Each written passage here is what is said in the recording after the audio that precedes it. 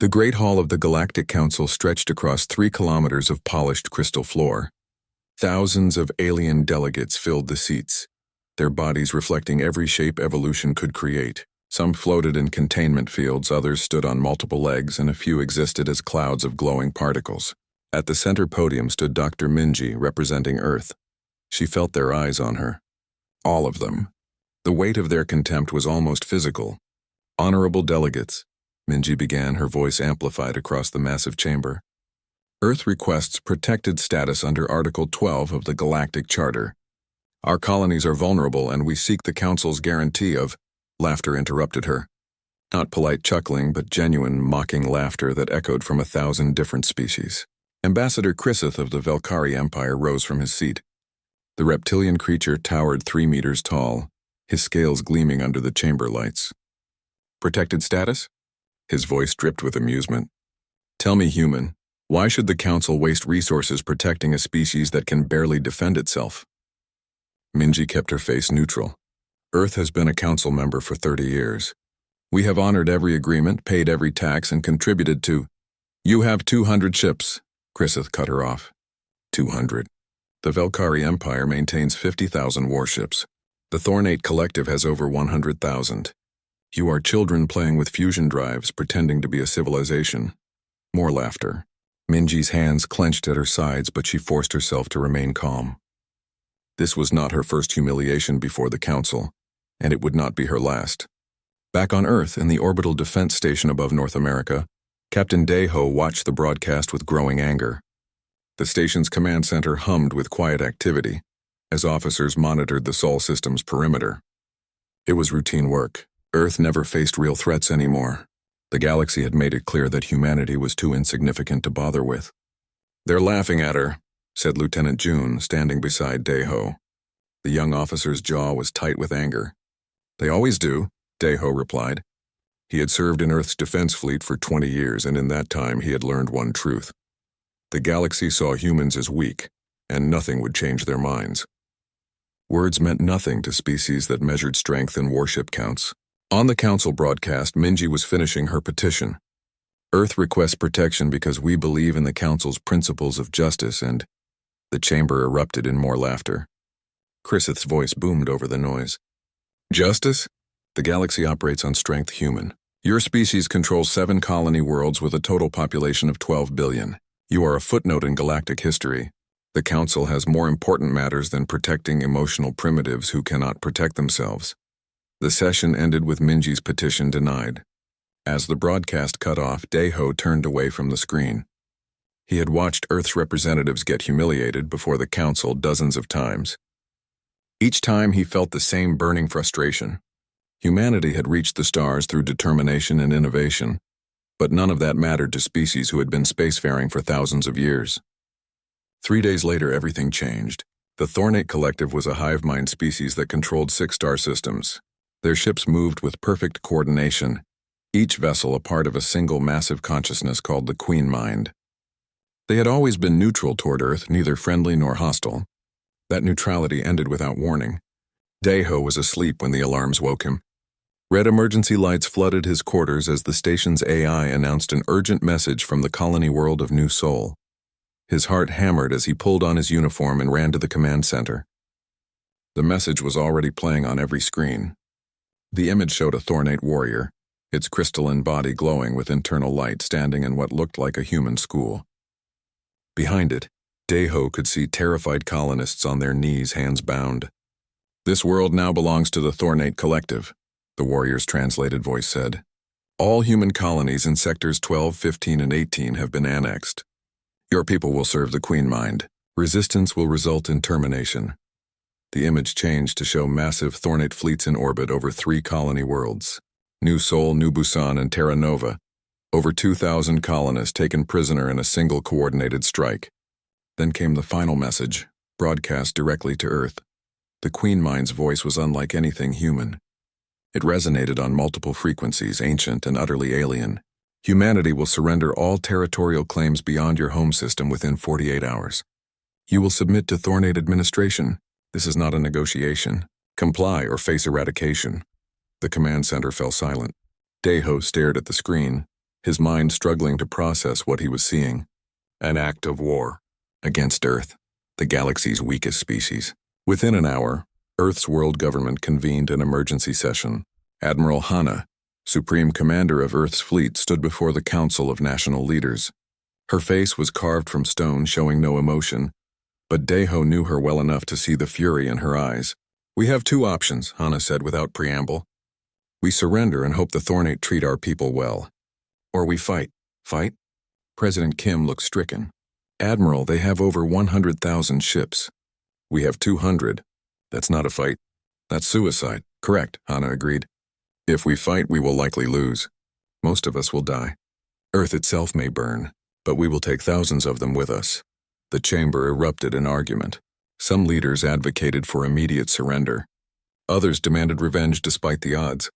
Engineer Taeyang, Earth's lead ship designer, stood and waited for silence. "I have been preparing for this possibility for 10 years, he said quietly. Everyone turned to look at him. "Every ship we build has triple redundancy, armor designed to regenerate, and weapon systems that exceed galactic standards by 400%. The Council thought we were paranoid. I knew we were being smart." "That still doesn't change the numbers," another leader protested. Captain Deho requested permission to speak. He had been called to the session as a military advisor, but until now he had remained quiet. Admiral Hana nodded to him. "I want to show you something," Deho said.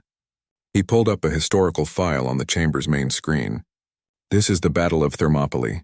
300 Spartans held off an army of thousands. This is the defense of Stalingrad. This is the siege of Malta. This is Chosin Reservoir." The images flickered past, showing humanity's bloodiest battles throughout history. "Every species in the galaxy looks at our history and sees violence," Deho continued. "They see war and conflict and they think we are primitive. But do you know what I see? I see a species that never, ever surrenders when survival is at stake. Not once in our entire history have humans collectively given up when our existence was threatened." He paused, looking at each leader in turn. "The Thornate think we will fold because we are outnumbered. They have never fought a species like us. They do not understand that humans are most dangerous when we have nothing left to lose." The vote took 3 hours. In the end, it was unanimous. Earth would fight. Dr. Minji, still on the council station, was given one final task before returning home. She recorded a message to be broadcast to every council member, every species, every world in the galaxy. "To the Galactic Council," she said, her voice steady despite her fear. "For 30 years, Earth has sought your friendship, your protection, your justice. Today we learned that there is no justice among the stars. There is only strength." She paused, letting the words sink in. "The Thornate Collective has declared war on humanity. They expect us to surrender because we are few and they are many. The Council will not intervene because we are weak and they are strong. We understand the lesson you have taught us." Her eyes hardened. "Humanity chooses war. We will fight with every weapon we possess, every ship we can launch, every person who can hold a gun. And when this is over, whether we stand victorious or lie extinct, the galaxy will remember that Earth did not beg for mercy. We will remember every species that stood by and watched. And if we survive, we will never forget." The message ended. Across the galaxy, billions of aliens watched with amusement or indifference. The Thornate Queen Mind calculated that Earth would surrender within days once the first battles were lost. They were all about to learn that humanity was not like other species. Earth did not just fight wars. Earth was born from war, shaped by war, defined by war. For 4 billion years, life on Earth had survived through competition, predation, and endless struggle.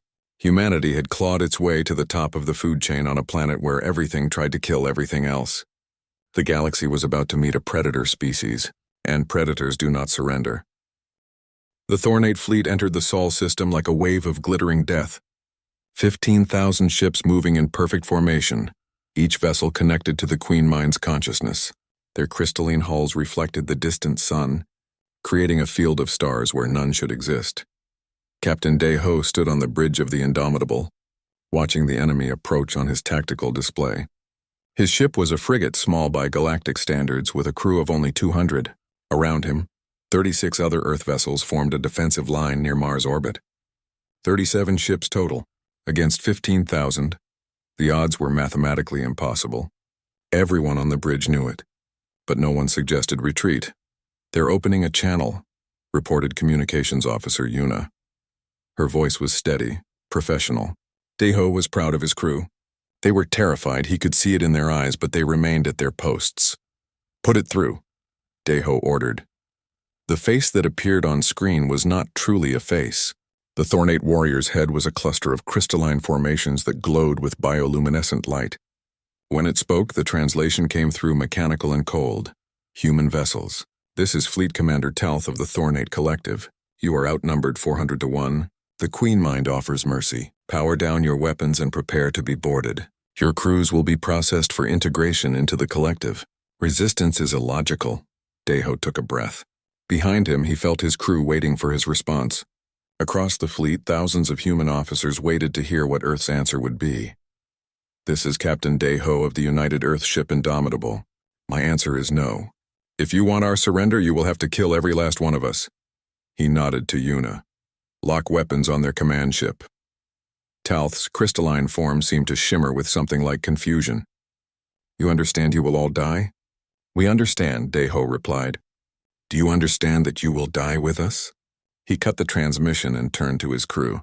"All hands, battle stations. Show these crystal bastards what humans do when someone threatens our home." The Thornate fleet attacked in waves exactly as their doctrine prescribed. 500 ships in the first wave, moving forward with textbook precision. Their energy weapons opened fire at maximum range, expecting the human ships to scatter or attempt retreat. The human fleet did neither. Instead, they accelerated directly into the enemy formation. Daeho felt the Indomitable's engines roar to full power. The ship shook as Thornate weapons struck their shields, but the shields held. Engineer Taeyang's paranoid designs had given Earth's ships defensive capabilities far beyond what the aliens expected. "Return fire," Daeho commanded. "Target their shield generators!" The Indomitable's main railgun fired, hurling a tungsten rod at a fraction of light speed. It punched through a Thornate cruiser's shields like they were paper, tearing through the hull and detonating the ship's reactor. The explosion took out 2 more enemy vessels that had been flying too close. Across the defensive line, Earth's ships opened fire. The humans did not aim for kill shots. They aimed for maximum damage, targeting shield generators, weapon arrays, and engine clusters. Every shot was calculated to disable or destroy. The Thornate fleet's perfect formation began to falter. The Queen Mind had never faced an enemy that fought like this. Galactic warfare was typically conducted at long range, ships exchanging fire until one side's shields failed. Ramming was unthinkable. Close combat was considered barbaric. Humans did both without hesitation. The frigate Defiant, its shields failing under concentrated fire, did not retreat. Instead, its captain, Commander Sora, diverted all remaining power to engines and drove her ship directly into a cluster of Thornate destroyers. The Defiant's reactor was already critical. When it detonated, the explosion consumed 11 enemy ships, 200 human lives, 1,100 Thornate vessels. The Queen Mind calculated the exchange ratio and, for the first time in centuries, felt something approximating concern. Daeho watched the Defiant's icon disappear from his tactical display. He knew Sora, had served with her for 5 years. She had 2 children back on Earth. Now she was gone, vaporized in an instant.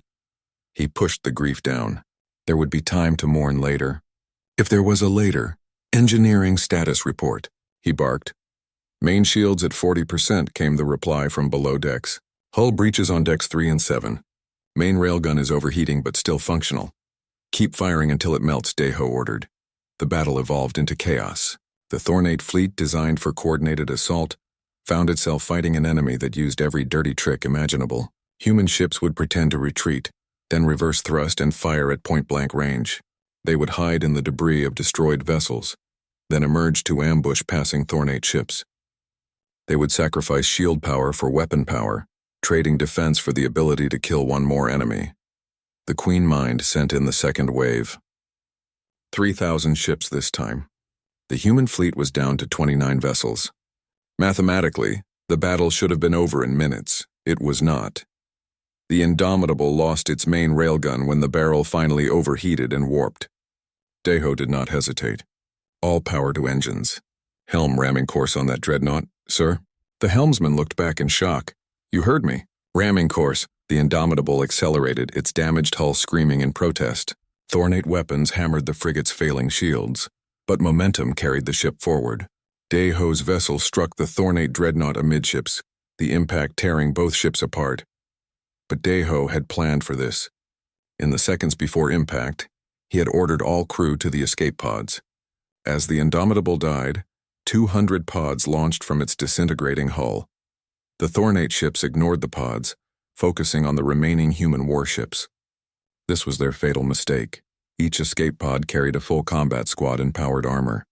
As the pods entered the torn hull of the dreadnought, the soldiers emerged and began fighting their way through the ship.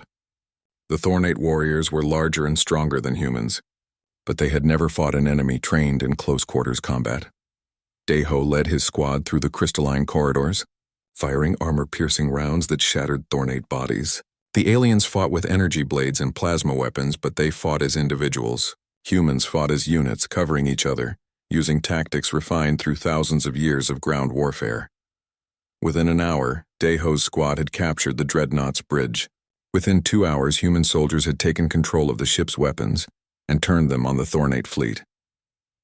Across the battle space, the same scenario played out on 6 other captured vessels. Human Marines, outnumbered and outgunned, somehow carved through Thornate defenses through sheer viciousness and tactical flexibility. The Queen Mind's analysis algorithms struggled to comprehend what was happening. By every calculation, humanity should have been extinct already. Instead, the Thornate fleet was hemorrhaging ships at an unprecedented rate.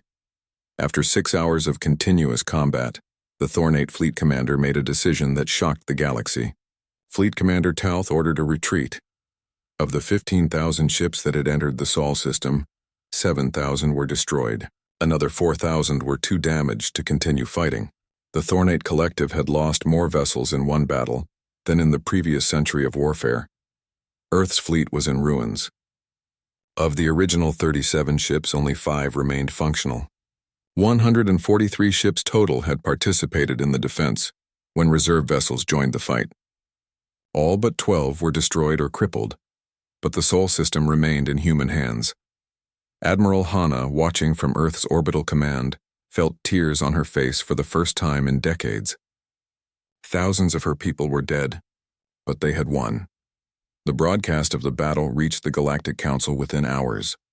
Across thousands of worlds, billions of aliens watched in disbelief as footage showed human ships refusing to retreat, human soldiers fighting in hand-to-hand combat, human crew members continuing to fight even as their vessels burned around them. Ambassador Chrysith of the Velkari Empire watched the footage with growing fury. This outcome was not supposed to be possible. Humanity was weak. The entire galaxy knew they were weak. He called an emergency session of the Velkari Military Command. "Prepare the fleet," he ordered. "If the Thornate could not destroy Earth, then the Velkari Empire will finish the task." Within days, the Velkari declared war on humanity. They were joined by 5 other species, all seeking to claim Earth's resources and eliminate what they now saw as a potential threat. The coalition they formed controlled over 200,000 warships. On Earth, the celebration of victory was short-lived. Admiral Hana addressed the planet with grim news. "We won one battle, but now we face total war. 8 alien civilizations have united against us. We are outnumbered 1,000 to 1. She paused, looking directly into the camera. "They expected us to be weak because we are few. They forgot to ask why a species of only 12 billion could reach the stars in the first place. They forgot to ask what kind of world produces creatures that fight like we do." Her voice hardened. 2 months after the Battle of Mars, the Coalition Armada arrived at the edge of the Sol system. It was the largest military force ever assembled in galactic history. 200,000 warships from 8 different species, united by a single purpose: the complete destruction of humanity. The blockade formed a sphere around Sol, cutting off all supply lines and communications. Earth's remaining colonies were surrounded, bombarded, and invaded. Within weeks, humanity controlled only the Sol system itself, and even that was under siege. On Earth, the world government activated Protocol Fortress. Every able-bodied human became a soldier. Every factory became a weapons manufacturer. Every orbital station became a fortress. The distinction between civilian and military disappeared. Dr. Minji worked from a bunker deep beneath Sol. Her role shifted from diplomat to strategist. She had spent weeks analyzing every piece of data humanity possessed on coalition species, looking for weaknesses. What she discovered changed everything. She requested an emergency meeting with Admiral Hana and Captain Daiho, who had been promoted to fleet commander after his actions at Mars. "I found something," Minji said, spreading holographic displays across the conference table. Every species in the coalition evolved on what they call garden worlds. Minimal predation, stable climates, abundant resources. They have never known real fear. Daiho leaned forward. "What are you saying?" "I am saying they do not understand what we are." Minji pulled up images of Earth's evolutionary history. "We evolved alongside creatures that hunted us. Predators shaped our psychology. Fear is written into our DNA, but so is the ability to overcome that fear. We are the only species in the galaxy that evolved as both predator and prey." Admiral Hana understood immediately. "We can use that," "Yes," Minji agreed. "We cannot beat them with numbers. But we can terrify them, make them understand what it means to be hunted." The strategy that emerged from that meeting was unlike anything the galaxy had ever seen. Earth would not fight a conventional war. Instead, they would wage a campaign of psychological warfare combined with guerrilla tactics designed to break the coalition's will. Captain Daiho took command of the remnants of Earth's fleet. 70 ships, all that remained functional. Against 200,000 it was nothing. But Daiho had no intention of fighting fair. His fleet vanished into the asteroid belt, using the massive rocks as cover. The coalition sent search parties. None returned. Human ships would emerge from hiding, strike fast and brutal, then disappear before reinforcements arrived. Daiho implemented tactics that the aliens found incomprehensible. False retreats that led enemy ships into ambushes, decoy signals that split coalition fleets into vulnerable groups, attacks on supply convoys rather than military targets, starving the blockade forces of fuel and ammunition. When coalition commanders complained about these dishonorable tactics, Daiho sent a reply that was broadcast across all frequencies. "Honor is for species that can afford it. We are fighting for survival. We will use every advantage, every trick, every weapon at our disposal. If you wanted honor, you should not have declared war on a predator species." On Titan, engineer Taeyang worked in a hidden research facility, developing weapons the galaxy had never imagined. His team operated on a simple principle. If galactic law forbade a weapon, there was probably a good reason to build it. The first creation was the kinetic harpoon, a missile that deployed gravitic tethers upon impact, physically connecting enemy ships and dragging them into collision courses. Coalition fleets, used to maintaining precise formations, found themselves tangled in chains of their own vessels. The second was the thermal mine, devices scattered through space that superheated nearby debris into clouds of molten shrapnel. Invisible, undetectable, and devastatingly effective against ships passing through what they thought was empty space. The third was Taeyang's masterpiece, echo drones. Unmanned fighters that perfectly mimicked human ship signatures, creating phantom fleets that existed only on sensors. Coalition forces would pursue what they thought were human vessels, only to find empty space. Meanwhile, the real human ship struck elsewhere. But Taeyang's most controversial weapon was not physical. He had discovered that certain frequencies of human music, particularly the aggressive styles called death metal and industrial, caused neurological distress in several coalition species. The sounds humanity found energizing triggered pain responses in alien nervous systems. Admiral Hana approved the use of what they called acoustic assault. During every battle, human ships broadcast music at maximum volume across all frequencies. The coalition learned to dread the sound of human war songs. The turning point came when a massive coalition fleet of 30,000 ships attacked Earth directly. It was meant to be the final battle. The coalition high command believed that once Earth fell, the scattered human colonies would surrender. Admiral Hana watched the enemy fleet approach. She stood in the orbital command center above North America, surrounded by holographic displays showing enemy positions. Her staff waited for orders to engage the defensive platforms. "Evacuate all orbital stations," she ordered calmly. Her second-in-command looked at her in shock. "Admiral? If we abandon the platforms, Earth will be defenseless." "Trust me," Hana replied. "Evacuate now. That is an order." Over the next 6 hours, thousands of personnel evacuated from orbital defense platforms, shipyards, and weapon stations. The Coalition fleet, watching on sensors, assumed humanity was surrendering. They advanced confidently into close orbit. When the last evacuation shuttle cleared the danger zone, Admiral Hanna activated the Prometheus protocol. Every evacuated station was actually a massive nuclear device. Hanna had spent months converting defensive platforms into bombs, hiding the weapons in plain sight. The Coalition fleet, focused on Earth itself, never noticed the danger they were flying into. Hanna pressed the activation sequence. Across Earth's orbit, 147 nuclear devices detonated simultaneously. The explosions created a chain reaction. Ships caught in the blast were vaporized instantly. Ships farther away were struck by electromagnetic pulses that fried their systems. Debris from destroyed vessels became shrapnel that tore through neighboring ships at orbital velocities. The Coalition fleet tried to retreat, but they were packed too tightly. The chain reaction spread through their formation like fire through dry grass. Ships collided with each other trying to escape. Commanders panicked and gave conflicting orders. The perfect military formation became a death trap. When the explosions finally stopped, 19,000 Coalition ships were gone. Just gone. Vaporized or broken into pieces too small to identify. The cost to Earth was terrible. The electromagnetic pulses damaged power grids across the planet.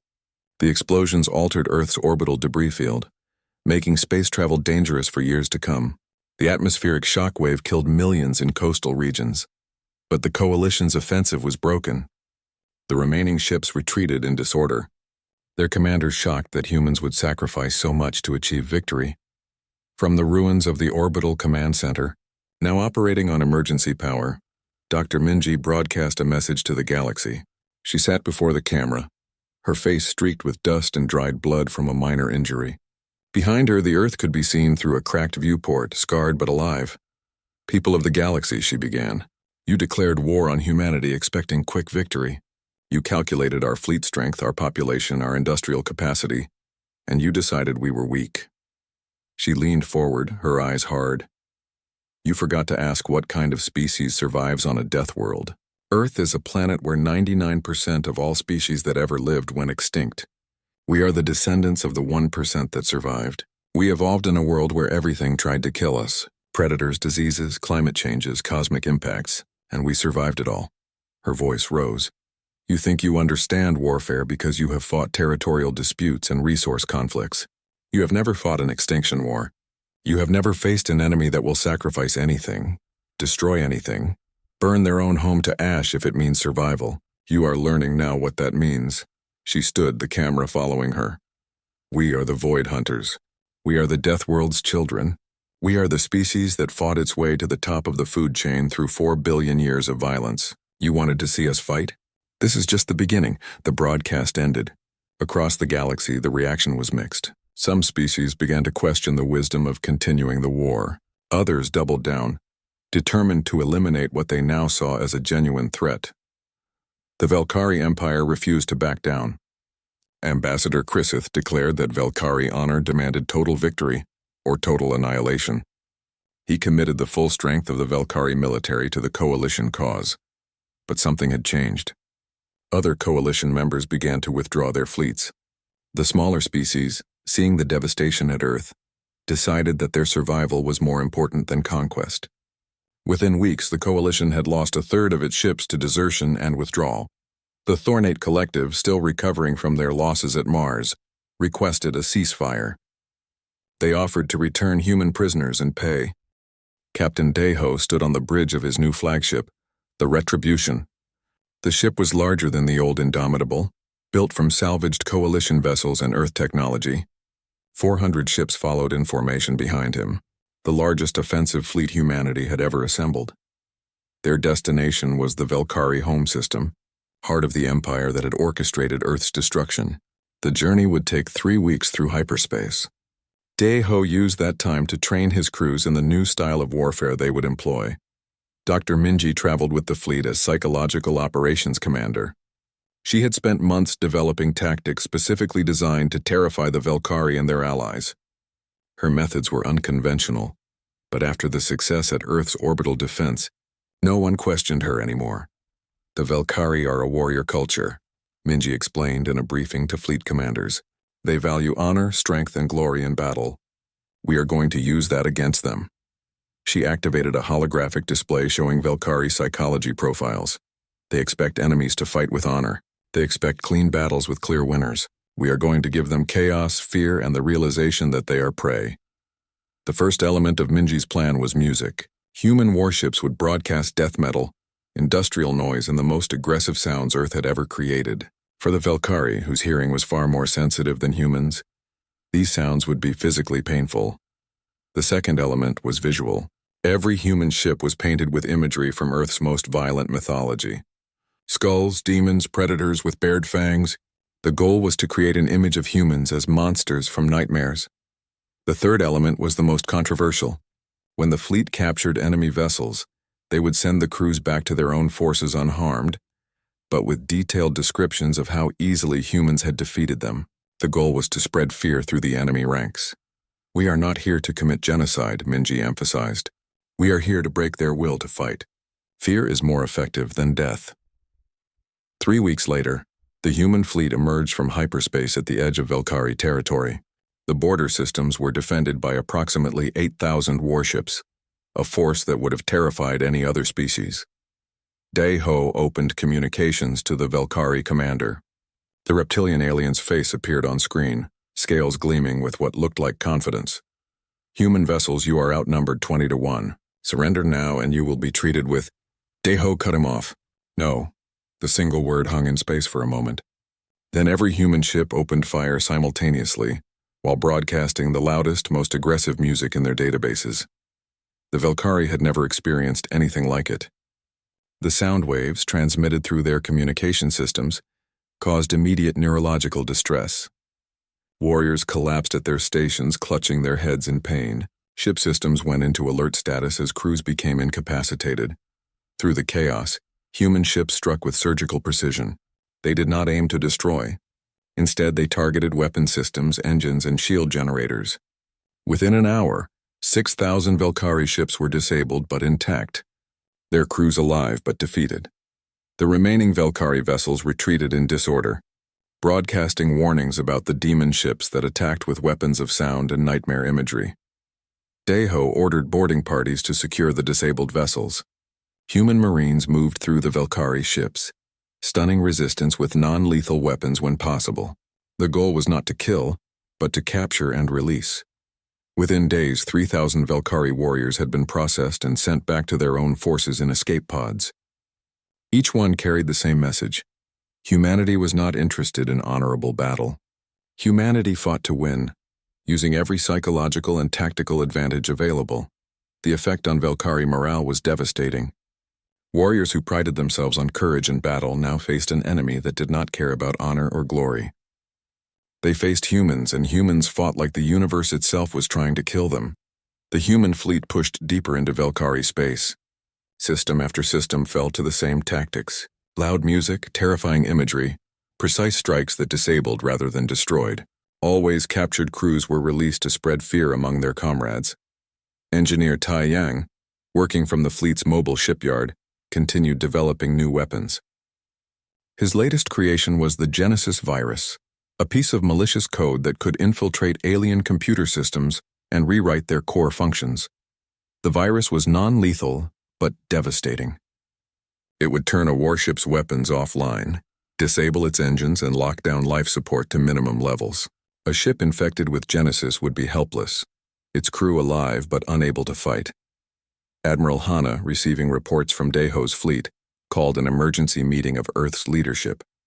The Genesis virus represented a level of cyber warfare never seen in galactic history. Its use could end the war almost instantly, but it also represented a weapon that could be considered too powerful. If we deploy this, one council member argued, we cross a line. The galaxy will see us as monsters. The galaxy already sees us as monsters, Admiral Hana replied coldly. The question is whether we win this war or die maintaining their opinion of us. The debate lasted hours. Finally, Hana made her decision. We use it. We end this war before more humans die. Captain Dae-ho, you are authorized to deploy the Genesis virus. The final battle for Velkhari space began at their homeworld. Ambassador Chrysith had gathered the last strength of the Empire. 20,000 ships representing every vessel the Velkari could still field. It was a desperate last stand. Deho's fleet approached the system, broadcasting their now signature war music. But this time they had a different weapon. As the fleets closed to combat range, Taeyang activated the Genesis virus. The virus spread through the Velkari fleet like wildfire.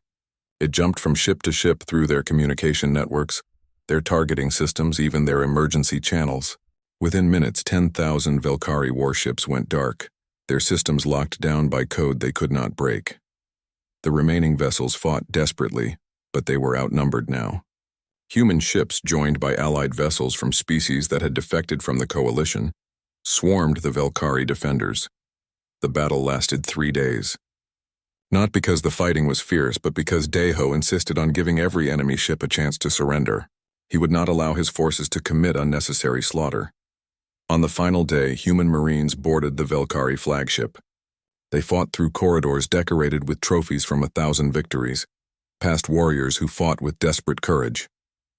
At the bridge, they found Ambassador Chrysith. The reptilian ambassador stood alone, his honor guard dead or unconscious around him. He held a ceremonial blade, prepared to die fighting rather than surrender. Deho entered the bridge personally, his armor scarred from weeks of combat. He looked at Chrysith and saw not an enemy, but a warrior who had made a terrible mistake. "You can surrender," Deho said quietly. "You can live." Chrysith's voice was bitter. "Velkari honor demands I fight to the death." "Velkari honor brought your empire to ruin," Deho replied. "We did not want this war. We wanted to be left alone. You forced us to become destroyers. Now your homeworld is surrounded, your fleet is defeated, and your people face extinction. Is that honor?" For a long moment, Chrysith stood frozen. Then slowly the blade lowered. "What do you want?" the ambassador asked. "Surrender," Deho said. "Total and unconditional. Your empire will be partitioned. Your military will be dismantled, and you will face trial for war crimes." Chrysith looked at the human captain with something like respect. "You could have killed us all. Why did you not?" "Because we are not monsters," Deho replied. "We fight like demons when threatened. But we do not commit genocide. We are trying to build a galaxy where species can coexist. You attacked us because you thought we were weak. We proved you wrong. Now you will help us prove that strength can serve justice." The Velkari Empire surrendered that day. The formal ceremony was broadcast across the galaxy. Chrysith knelt before Dr. Minji, who had been appointed as Earth's chief negotiator, and signed the Treaty of Partition. But the war was not quite over. Several coalition species still fought on, refusing to accept that humanity had won. Deho's fleet, now swollen to over 2,000 ships with allied vessels, continued their campaign. System after system fell. Species that had mocked Earth's weakness now begged for mercy, and humanity, remembering its own suffering, gave mercy where it could. Surrender was always accepted. Crews were always offered quarter. Civilians were never targeted. Word spread through the galaxy. Humanity fought like demons, but they fought with honor. They showed mercy to those who surrendered, treated prisoners well, and never struck civilian targets. Species that had expected genocidal monsters instead found disciplined warriors who valued life even in war. More coalition members defected. They joined Earth's banner, not out of fear, but out of respect. A human-led alliance began to form, composed of species that believed strength should serve justice rather than conquest. 6 months after the campaign began, the last coalition holdouts requested peace negotiations. The war was effectively over. On the Retribution's bridge, Captain Deho received a message from Admiral Hana. It was simple. "Come home. You won." The war had lasted 18 months. When it ended, Earth counted its losses. 63 billion people dead across all human territories. Entire colonies erased. Cities on Earth reduced to radioactive craters. The orbital infrastructure that had taken centuries to build now floated as debris. But humanity had survived. Against impossible odds outnumbered 1,000 to 1, Earth had not only survived but won. Captain Deho returned to Earth as a hero, though he did not feel like one. He had led fleets to victory, but the faces of the dead haunted his dreams. Every night he saw the crews of ships that had followed his orders into death. Victory tasted like ash. The Galactic Council, which had watched the war with careful neutrality, now found itself facing a very different situation. The chamber that had once mocked Dr. Minji now filled with nervous delegates. Humanity controlled the largest volunteer military coalition in galactic history. Over 5,000 ships from dozens of species, all loyal to Earth. Admiral Hana stood before the council and demanded they convene a tribunal. This time, no one laughed. For 18 months, Hana began, her voice echoing through the crystal hall. Earth fought for survival while this council sat in silence. You could have stopped this war with a single vote. You could have enforced your own laws protecting member species. You did nothing. She activated a holographic display showing communications between coalition leaders and council delegates, messages that Dr. Minji's intelligence teams had intercepted and decoded. You did not just stand by, Hana continued. You actively hoped we would lose. You calculated that Earth's resources would be divided among coalition members after our defeat. You were complicit in attempted genocide. The chamber erupted in denials and protests. Ambassador Chrisith, now a prisoner awaiting trial, watched from a containment field with something like satisfaction. At least the humans were showing the council the same ruthlessness they had shown him. Dr. Minji took the podium next. She had prepared for this moment for months. Every argument, every piece of evidence, every logical trap had been carefully constructed. The council operates on the principle that might determines rights, she said calmly. You have enforced this principle for thousands of years. Well, Earth now has might. We proved it. And now we will use that might to demand justice. She presented a list of demands. The Thornate Collective would dismantle 90% of its military and pay reparations for 3 generations. The Velkari Empire would be partitioned, its aggressive leadership removed and tried for war crimes. Every species that had attacked Earth would face sanctions and oversight. But the most important demand was restructuring the council itself. Never again would a member species be abandoned to face extinction alone. Never again would the council stand by while the strong devoured the weak. The debate lasted weeks. Some species threatened to leave the council rather than submit to Earth's demands. Admiral Hana's response was simple. Leave. Earth will form its own alliance with species that believe in justice. You can join the old order or the new one. Choose. In the end, the council restructured. New laws were passed protecting smaller species. A mutual defense pact was established. The age of galactic bullying was over, replaced by a system where strength served justice. Captain Deho attended the trials of coalition leaders. He watched as Ambassador Chrisith stood before galactic judges, his scales no longer gleaming with pride. The reptilian ambassador had lost everything. His empire was partitioned, his military disbanded, his honor destroyed. But Daiho felt no satisfaction in the defeat of his enemy. He remembered Chrisith's question during their final confrontation. Why had humans shown mercy? During a recess in the trial, Daiho visited Chrisith's cell. The former ambassador looked up in surprise. Why are you here, human? Chrisith asked. To tell you something, Daiho replied. We did not want to be warriors. We wanted to be explorers, scientists, artists. You forced us to remember what we were capable of. You made us into destroyers, he paused. But we chose to be more than that. We chose mercy when we could have chosen annihilation. That is what separates us from you. You fought for honor and glory. We fought for survival and chose to remain human even in war. Chrisith looked at the captain for a long moment. If I had known what your species truly was, I would never have supported this war. I know, Daiho said. That is why you are still alive. The trials concluded with Chrisith and other coalition leaders sentenced to house arrest rather than execution. Dr. Minji argued that executing them would make them martyrs. Better to let them live with their failures.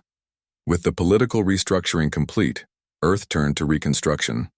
Engineer Taeyang led the effort to rebuild orbital infrastructure and damaged cities. But he did not just rebuild what was lost. He improved it, incorporating lessons learned from the war. New shipyards opened on Mars, Titan, and Europa. These facilities became training grounds where humans taught allied species the philosophy behind Earth's military success. Not tactics or weapons, but the mindset that had allowed humanity to survive. Young aliens arrived at these academies expecting to learn how to fight like humans. Instead, they learned why humans fought. War is not about ships or weapons, Instructor June told a class of mixed-species cadets. War is about will. The species that refuses to quit, that adapts to every setback, that finds hope in the darkest moments, that species wins. He showed footage from the Battle of Mars, where outnumbered human ships had held the line against impossible odds. You cannot copy our tactics. Every species fights differently, but you can learn our philosophy. Never surrender when survival is at stake. Never give up on your people. Never stop believing victory is possible. The cadets went home changed. They spread the word to their governments. Humanity was not strong because of technology or numbers. Humanity was strong because they understood what it meant to fight for something worth dying for. 5 years after the war ended, Dr. Minji became the first human chancellor of the reformed Galactic Council. Her inauguration speech was broadcast to every world in known space. The old council believed that might made right, she said, standing before the assembled delegates. The old council allowed injustice because it was convenient. The old council failed. She looked directly into the cameras. We are the new council. We believe that strength must serve justice. We believe that the strong have a duty to protect the weak. We believe that every species, no matter how small or young, deserves the right to exist in peace. Her voice hardened. But understand this, if you threaten that peace, if you prey on the weak, if you believe that conquest gives you rights, humanity will remember. We did not want to become warriors. You forced us to remember what we are. We are the species that survived a death world. We are the predators that evolution created. And we will never ever allow the galaxy to return to the old ways. The speech ended with thunderous approval from allied species and sullen silence from former coalition members. On Earth, in a quiet memorial garden, Captain Deho visited the Wall of the Fallen.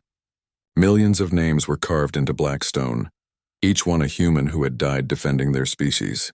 He found the name of Commander Sora, who had sacrificed her ship at the Battle of Mars. A young voice spoke beside him. Commander Deho?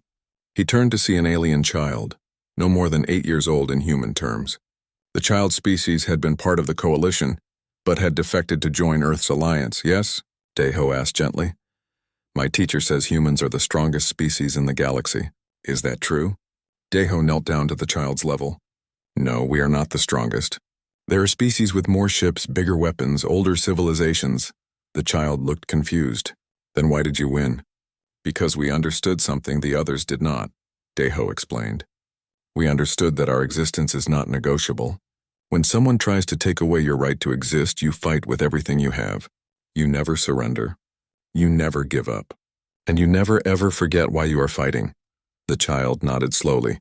My teacher also says that humans showed mercy, that you could have destroyed everyone but you did not. That is true, Deho confirmed. Why? Because, Deho said, standing and looking at the wall of names. These people did not die so we could become monsters. They died so we could survive and build something better. Every time we chose mercy over revenge, we honored their sacrifice. The child left and Deho was alone with the dead. He thought about the question that everyone asked. How had humanity won? The answer was complex. Superior tactics, innovative weapons, psychological warfare, unbreakable will, all of these had played a part. But the real answer was simpler. Humanity had won because they understood the value of what they were fighting for. Not territory or resources or glory. They fought for the right to exist, to raise their children, to reach for the stars without fear. That understanding made them unstoppable. Years later, the galaxy had changed.